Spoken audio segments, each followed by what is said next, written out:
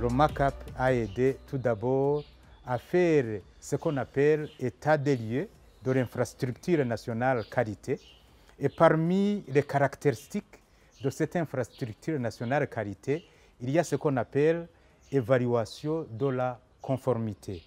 On s'est basé sur l'état des lieux de l'infrastructure nationale qualité et on a proposé des actions qui vont, n'est-ce pas, aboutir au développement de la politique nationale qualité qui va dans ce sens de fournir, n'est-ce pas, des activités, ce n'est pas seulement les aliments, mais aussi d'autres services, des services de qualité pour que les produits ou les services puissent, n'est-ce pas, être vendus sans problème en remplissant les normes ou les mesures SPS.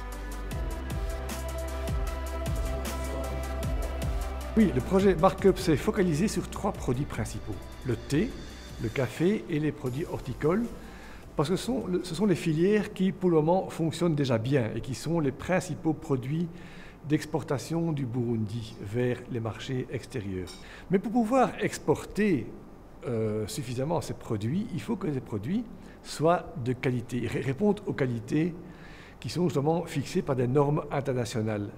Ces normes concernent aussi bien la qualité comparative du produit, la qualité gustative ou nutritive, mais aussi l'absence de risques sanitaires et phytosanitaires. Donc on mesure très fort aussi la toxicité et l'impact sanitaire des aliments. C'est vraiment important. C'est une question de compétitivité du Burundi face aux concurrents internationaux. En même temps, ça a bien entendu des bénéfices sur l'état sanitaire des consommateurs burundais pour les produits qui sont consommés ici.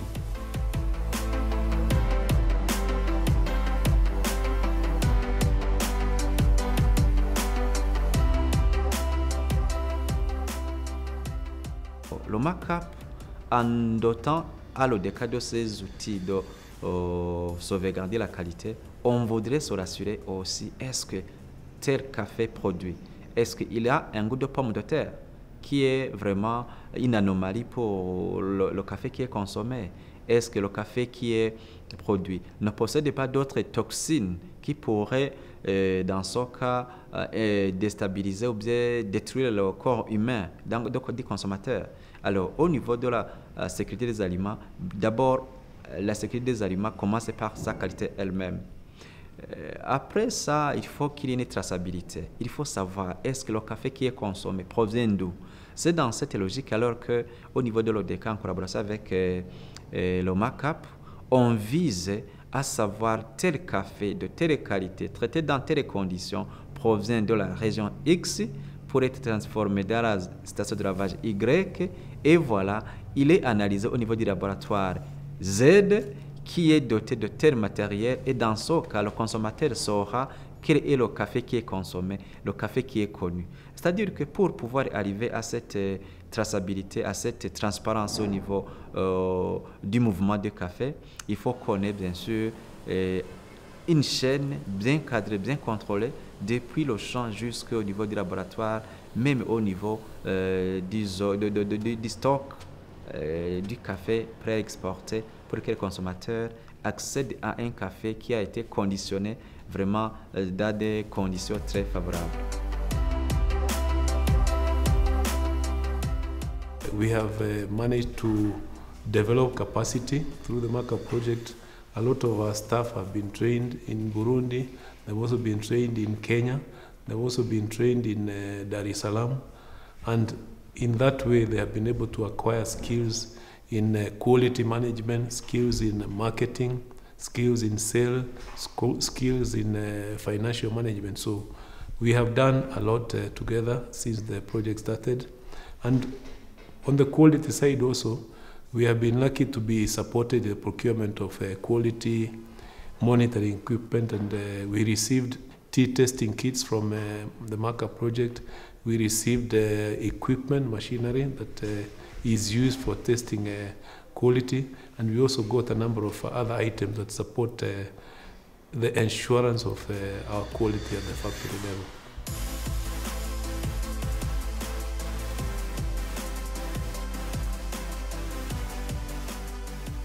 Et le projet MACAP a beaucoup aidé, surtout dans les formations relatives à la qualité au BBN. Il a fait aussi le développement de la documentation sur la qualité afin de se conformer aux normes couramment utilisées. Le projet MACAP aide beaucoup ici au BBN pour, n'est-ce pas, avoir l'accréditation de nos laboratoires parce que avec ces équipements, avec son matériel, avec ces produits chimiques, on devient un peu plus capable de faire des analyses avec exactitude. Et quand vous recevez de bons résultats, n'est-ce pas, ça va permettre de confirmer la conformité des produits qu'on analyse et cela permet à ces produits d'être certifiés.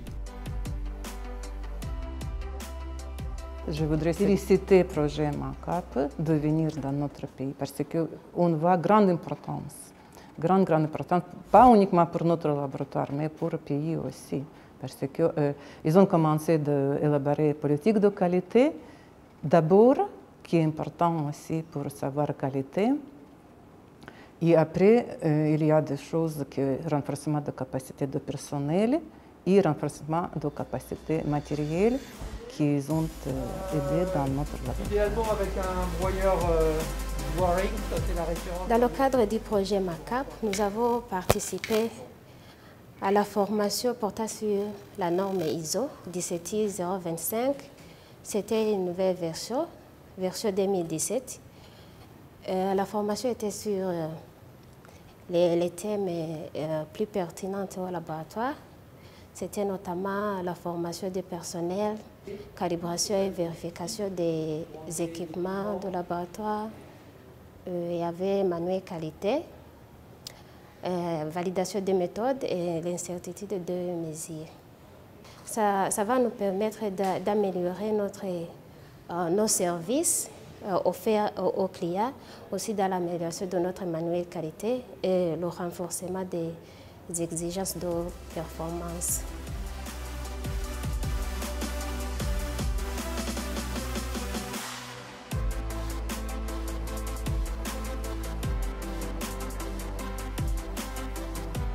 Du point de vue national, régional et international, bien sûr que le projet a fait un appui ou bien un plus par rapport là où on était. Du fait que quand on regarde les matériels qu'on a besoin pour analyser certains produits, ça coûte très cher. Et voilà comment maintenant nous sommes en train de faire des choses qui sont sur les standards.